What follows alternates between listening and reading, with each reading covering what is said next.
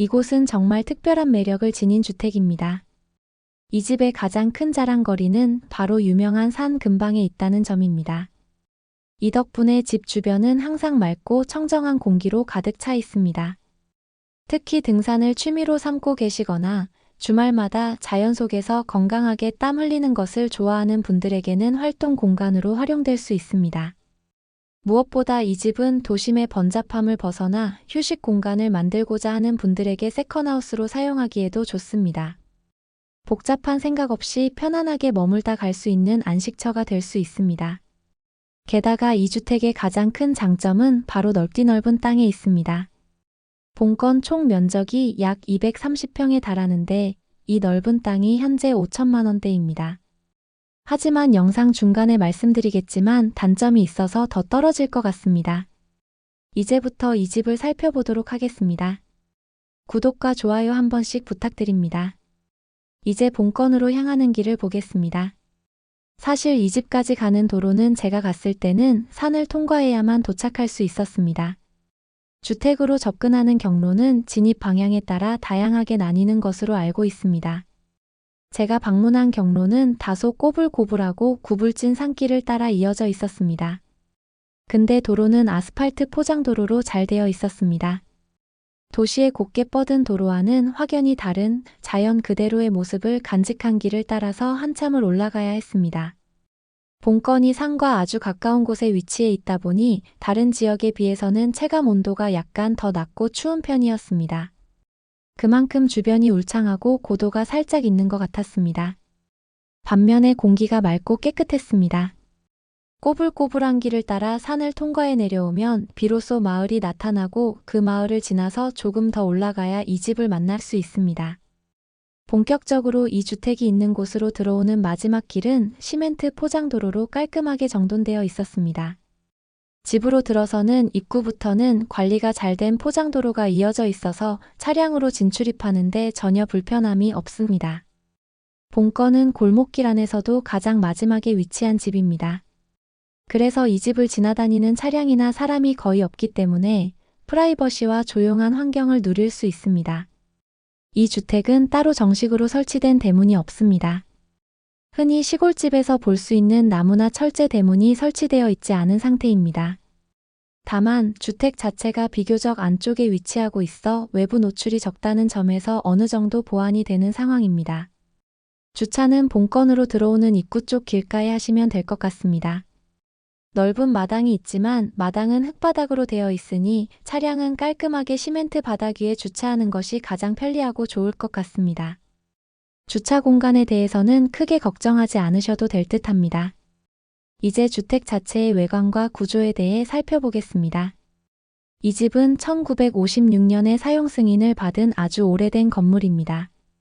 무려 69년이나 된 세월의 흔적을 고스란히 간직하고 있는 건물입니다. 주택은 기본적으로 목조 강판 지붕 단층 건물로 지어져 있습니다. 공부상에는 목조 스레트 지붕으로 되어 있지만 현재 눈으로 확인되는 모습은 깔끔하게 강판 지붕으로 교체되어 있는 상태입니다. 지붕을 자세히 보면 교체된 지 얼마 되지 않은 듯 굉장히 깨끗하고 손상된 부분이 거의 보이지 않아서 건물의 수명을 연장하기 위해 최근에 관리를 했다는 느낌을 받을 수 있었습니다. 외벽은 몰탈 위에 흰색 페인팅 등으로 마감되어 있습니다. 전형적인 옛날 시골집의 모습이라고 보시면 됩니다. 전체적으로 흰색 페인팅이 칠해져 있어 깔끔한 인상을 줍니다. 창호는 목재 창호 등이 사용되었으며 건물의 연식이 매우 오래된 만큼 집 자체는 전반적으로 수리해야 할 부분이 많을 수 있다는 점을 염두에 두셔야 합니다. 69년이라는 긴 세월을 버텨온 만큼 내부나 외부에 크고 작은 손이 필요할 가능성이 높습니다.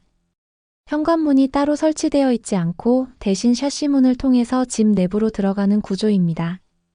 이러한 형태는 예전 시골 주택에서 흔히 볼 수 있는 모습입니다. 그래서 보안을 위해 샤시문 아래쪽에 별도의 자물쇠를 채워놓은 모습이 눈에 띄었습니다. 현관이라는 개념보다는 바로 실내로 들어가는 형태라고 생각하시면 됩니다. 집 앞의 마당은 정말 넓게 빠져 있습니다. 시원시원한 개방감을 주는 넓은 마당은 이 집의 큰 장점 중 하나입니다. 본건으로 올라오는 길의 일부만 시멘트 포장이 되어 있고 마당의 대부분은 흙바닥으로 되어 있습니다. 현재는 공실 상태로 보이지만 신기하게도 마당의 잡초가 거의 무성하지 않았습니다. 이는 주기적으로 누군가가 관리를 해주고 있거나 세컨하우스로 사용하면서 가끔씩 와서 정리를 해주고 있는 것 같았습니다. 주택 주변으로는 밭이 넓게 펼쳐져 있습니다. 이 넓은 땅을 활용해 현재도 농사를 짓고 있는 흔적이 보였습니다. 수확한 깨들을 말려놓은 모습이 있었고 일부 작물들이 심어져 있습니다.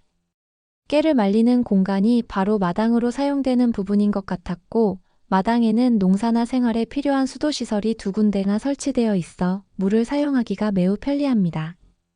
주택 앞쪽으로는 앞집이 있는 곳까지가 바로 이 집의 땅입니다. 마당 아래쪽 부근에는 실제로 작물이 심어져 있는 부분이 텃밭으로 사용되고 있습니다. 만약 텃밭을 더 넓게 사용하고 싶다면 현재 흙마당으로 되어 있는 마당 부분까지도 흙을 정돈해서 충분히 텃밭으로 활용할 수 있는 공간이 됩니다. 230평에 달하는 넓은 마당과 텃밭을 가지고 있기 때문에 굳이 텃밭으로 쓰지 않고 넓은 마당을 그대로 활용해서 바베큐 파티, 캠핑, 그리고 정원 가꾸기 등을 즐길 수도 있습니다. 정말 다양하게 활용할 수 있는 넓은 공간입니다. 주택 우측 측면에도 별도의 텃밭 공간이 마련되어 있습니다. 그래서 작물을 키우는 것을 정말 좋아하고 다양한 종류의 채소를 직접 재배하고 싶은 분들에게는 이보다 더 좋은 공간이 없을 겁니다. 텃밭 공간이 충분히 많다는 점은 이 집의 큰 매력입니다. 이제 주택 주변에 있는 제시외 건물을 보겠습니다. 제시외 건물 기역은 차양 용도로 사용되고 있으며 주택의 앞쪽에 위치해 있습니다. 주택의 길이만큼 길게 빠져나와 있어서 비나 눈을 막아주고 쉴 수 있는 공간을 제공합니다. 이 건물은 철파이프조 파란색 강판 지붕으로 만들어졌습니다. 면적은 17.8제곱미터로 평수로는 5.385평에 해당합니다. 제시외 건물 니은은 창고 용도로 사용되며 주택의 측면과 후면을 감싸면서 니은자 형태로 길게 빠져 있습니다. 이 창고는 조적조 강판 지붕 단층 건물로 주택 바로 옆에 붙여 지어졌습니다. 주택 측면에는 은색 철문이 설치되어 있는데 이 문을 통해 창고 내부로 들어갈 수 있을 것으로 추정됩니다. 창고 면적은 32.9제곱미터로 평수로 환산하면 9.952평에 달합니다.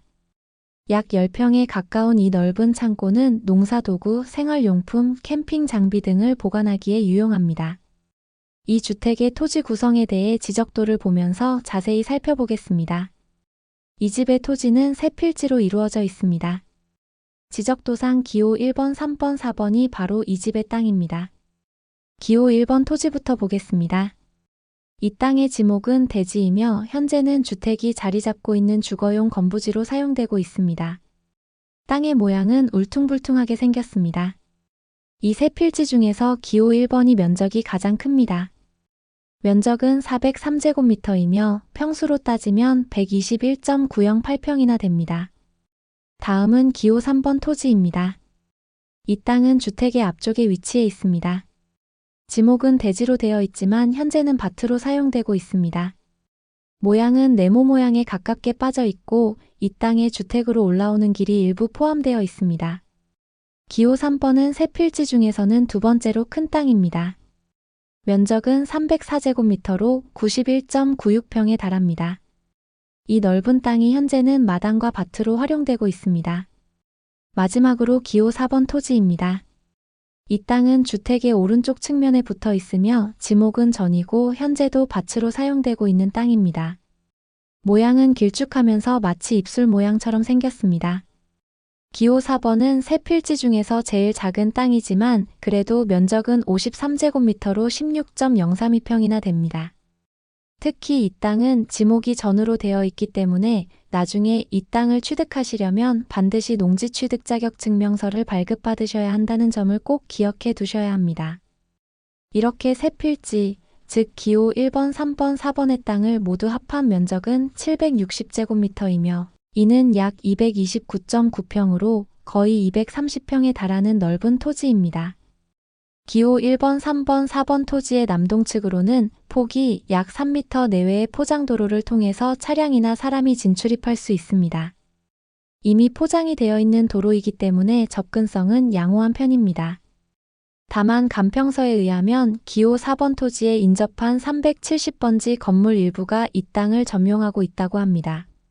물론 정확한 것은 추후 경계 측량 검사를 통해 확인하시는 것이 가장 좋습니다. 용도 지역은 계획관리지역으로 지정되어 있습니다. 이제 주택의 내부 구조를 짐작할 수 있는 건물 평면도를 보겠습니다. 아쉽게도 이 주택의 상세한 내부 구조는 평면도상에 구체적으로 나와 있지 않았습니다. 하지만 면적을 바탕으로 충분히 추정해 볼 수는 있습니다.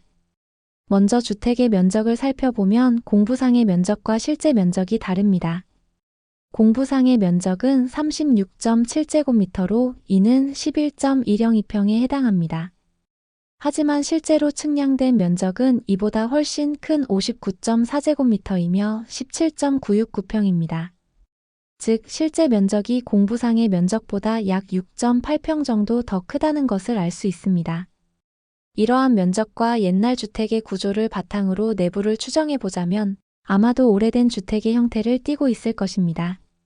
앞에 있는 샤시문을 통해 들어가자마자 바로 마루 공간이 나타날 것으로 추정됩니다. 그리고 그 안쪽으로는 주방이 자리 잡고 있을 것이고 이어서 거실이 중앙에 배치되어 있을 가능성이 높습니다. 면적을 고려했을 때 방 2개와 화장실 1개로 구성되어 있을 것으로 추정됩니다. 방 2개와 화장실 1개라는 구조는 소규모 가족이나 세컨하우스로 쓰기에 적당한 구조입니다. 또한 거실은 남동쪽을 바라보고 있는 구조이기 때문에 하루 종일 따뜻한 햇살이 잘 들어와서 밝고 쾌적한 생활을 할 수 있을 것으로 예상됩니다. 이 주택의 임차인 현황에 대해 알아보겠습니다. 현재 임차인이 전혀 없습니다. 임차인이 없다는 것은 이 집을 낙찰받은 후 복잡하게 임차인과 명도 문제로 다투거나 보증금 등 물어줄 돈이 전혀 없다는 것을 의미합니다. 낙찰자는 잔금을 납부하는 즉시 깔끔하게 소유권을 확보하고 바로 입주하거나 리모델링을 시작할 수 있다는 큰 장점을 가지고 있습니다. 본건 주변 환경을 살펴보겠습니다. 주위는 전형적인 농가주택들과 넓은 농경지 등이 섞여 있는 한적한 농촌 지역입니다. 정말 고즈넉하고 평화로운 분위기를 느낄 수 있는 곳입니다. 무엇보다 이 집의 큰 환경적 특징은 본건 바로 뒤에 산이 있다는 것입니다. 산자락 바로 밑에 집이 붙어 있어서 맑은 공기를 상시 공급받을 수 있습니다. 하지만 산이 가깝다는 점과 관련하여 확인해야 할 중요한 사실이 있습니다. 바로 묘지의 존재입니다. 주택 바로 뒤편에 묘가 있는 것이 확인되었고 옆쪽 산 건너편에도 묘지들이 있지만 산이 가로막고 있기 때문에 집에서는 보이지는 않습니다. 즉 바로 뒤에 있는 묘는 보일 수 있는 위치입니다. 다만 제가 현장 조사를 갔을 때는 집 뒤를 보았을 때 묘가 보이지 않았습니다. 아마도 주변의 나무들이 무성하게 자라 묘를 가려주고 있었던 것 같습니다. 하지만 드론으로 상공에서 확인했을 때는 뒤편의 묘가 명확하게 보였습니다. 주택 주위에 비교적 다수의 묘가 존재한다는 특수사항이 확인되었습니다. 이러한 요소는 본건이 추가적으로 유찰될 가능성이 높아 보입니다. 묘가 보이는 것을 꺼리는 분들에게는 단점이 될 수 있으니 현장 방문 시 꼭 확인해 보시는 것이 좋겠습니다. 또 다른 환경적 요인으로는 마을에 축사가 있다는 점입니다.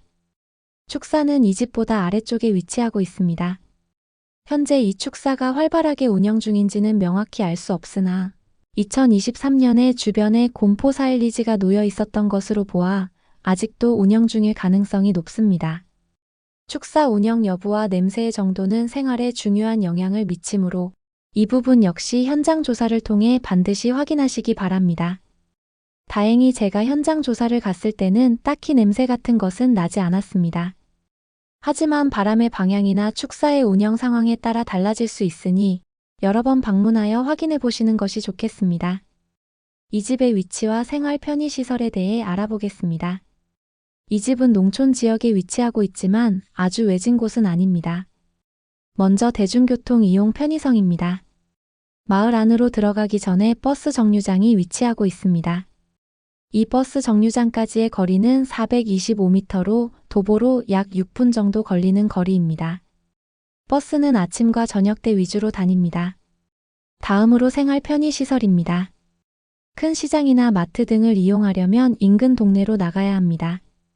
마트까지는 약 7km로 자차로 10분 정도 소요됩니다. 10분 정도만 차를 몰고 나가면 필요한 물품을 구입할 수 있는 마트와 시장이 있다는 점은 시골 생활치고는 비교적 양호한 편입니다.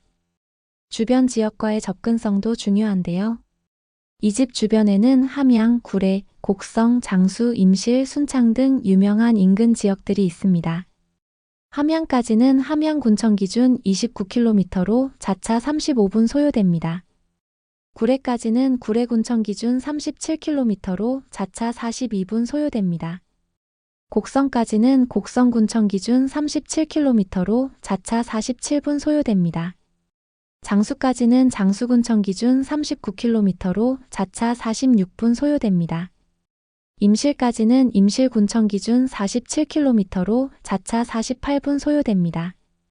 순창까지는 순창군청 기준 48km로 자차 38분 소요됩니다. 보시다시피 30분에서 50분 이내 거리에 위치하고 있어 필요에 따라 인근 지역으로 이동하여 다양한 생활 인프라를 이용할 수 있다는 장점이 있습니다. 이처럼 대중교통이 마을 어귀에 있고 마트까지는 자차 10분 거리이며 주변 주요 도시들로의 접근성도 적당히 확보된 곳입니다. 물건 정보입니다. 종목은 단독주택이며 사건 번호는 2025 타경 30063입니다. 감정가는 7,318만 680원에 책정되었습니다. 본건 주택 있는 대지 평당 가격은 25만 6,200원에 책정되었으며 제시외 건물 제외 주택 평당 가격은 66만 1,160원에 책정되었습니다. 최저가는 5,122만 6천원이며 보증금은 512만 2,600원입니다. 주소 위치는 전북특별자치도 남원이며 상세한 주소는 더보기를 참조해주세요. 토지 평수는 229.9평이며 건물 평수는 제시외 건물 포함 26.439평입니다. 사용 승인일은 1956년 1월 1일이며 매각일자는 2025년 11월 24일 월요일에 전주지방법원 남원지원에서 진행됩니다. 본건의 가장 중요한 매력 포인트인 약 230평에 달하는 넓은 토지를 가지고 있으며 특히 밭으로 활용할 수 있는 공간이 넓게 빠져 있다는 점이 특징입니다. 따라서 평소 텃밭 가꾸는 것을 좋아하고 농사일을 소일거리로 삼고 싶은 분들이 살기에는 최적의 장소입니다. 직접 채소를 키우고 수확하는 기쁨을 마음껏 누릴 수 있습니다. 또한 인근 지역에 거주하고 계시면서 등산을 좋아하는 분이라면 이 집을 세컨하우스로 사용하시면서 주말마다 등산도 하고 편안하게 휴식을 취하기에 아주 괜찮습니다. 도심의 소음과 스트레스에서 벗어나 주말이나 휴가 때 완전히 휴식을 취하고 힐링할 수 있는 공간을 찾는 분들에게는 이 집이 진정한 휴식 공간이 되어줄 것입니다. 230평이라는 넓은 땅을 활용해 바베큐, 캠핑 등을 즐길 수 있다는 점도 세컨하우스로서의 매력을 높여줍니다. 특히 은퇴 후 조용하고 여유로운 삶을 계획하는 부부에게 이 집을 긍정적으로 고려해 볼 만합니다. 은퇴 후 부부가 소일거리로 텃밭을 가꾸면서 살기에 정말 괜찮은 환경을 제공합니다.